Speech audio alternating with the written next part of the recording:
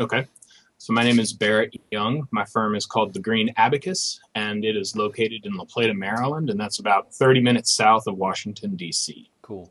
And you have a specialty type firm. You don't actually do all the traditional stuff. So, what exactly do you guys do? So I left public accounting in with all my experience in taxes, and when I decided to start my own company, I decided I did not want to do that. Okay. So what I actually am is I am a monthly bookkeeper, basically. So that does gets into your outsourced CFO. It also does business coaching and things for clients. But I wanted to be in the trenches with my clients 12 months out of the year. Awesome. Okay. Well, I'm going to ask you a series of four questions. You ready? Yep, I'm ready. All right, man. What things are difficult right now in running your own firm? Uh, Staying on track, meeting goals, keeping my ADHD under control, um, bringing in new clients. These are all kind of things that are difficult. But I'd say the biggest difficulty for me is probably confidence, knowing that I can do this moving forward. Um, Dealing with days of failure and picking myself up and starting again tomorrow. Oh, cool. I'm sure a lot of people deal with that. So thanks for being so honest with us. How would you encourage others that are running and growing their own firms right now? Um, Speaking to myself in this one as well, I would say the way to keep on moving forward, or the encouragement I can give to you, is that there is no map. There's nobody that's out there going to tell you how to do it. It's something you got to discover for yourself, and you have to keep moving forward with that. So what that takes is it takes a solid understanding in the good days of, why am I doing this? Why not just pack it all in and go back to my awesome, well-paying job in a career that I didn't enjoy? So it takes you knowing in the good days why you're doing this, so that when those bad days come, you can remind yourself of that. And then it also takes surrounding yourself with people who can encourage you and keep you on track, who can remind you of those good days, that every day isn't totally depressing. But those people will help you move forward. And that's what I have in THRIVEal. That's what I have in my family, and things like that.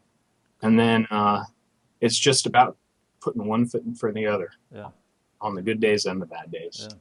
So it sounds like in that second question, before you dive into something this difficult, you have to know your why or you're going to get lost. Right. Yeah. I mean, I've never failed at anything in my life, but the number of times I've failed in the past 6 months of running this firm is a learning experience. That's for sure.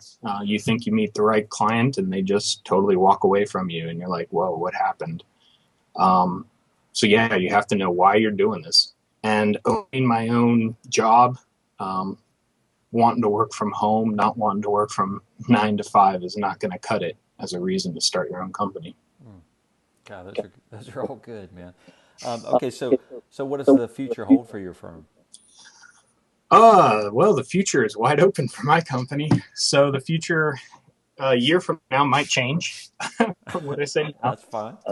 But I want the Green Abacus to be about starting businesses, about encouraging people to launch their own companies, about encouraging people to my why, that I've got on my webpage and everything, is that I exist to support the innovative underground in their pursuit of creative disruption.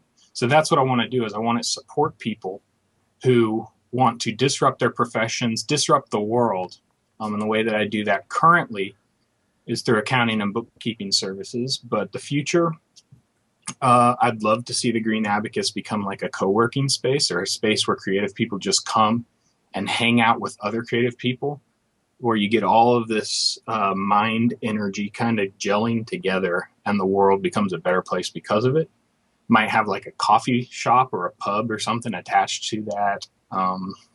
What does the immediate future look like? I've got a couple classes that I'm teaching. I'm teaching CPE. I'm going to be on a panel in front of college students, trying to convince more people to get into this awesome profession. Cool. I've got book clubs going on. I've got a little bit of everything going on.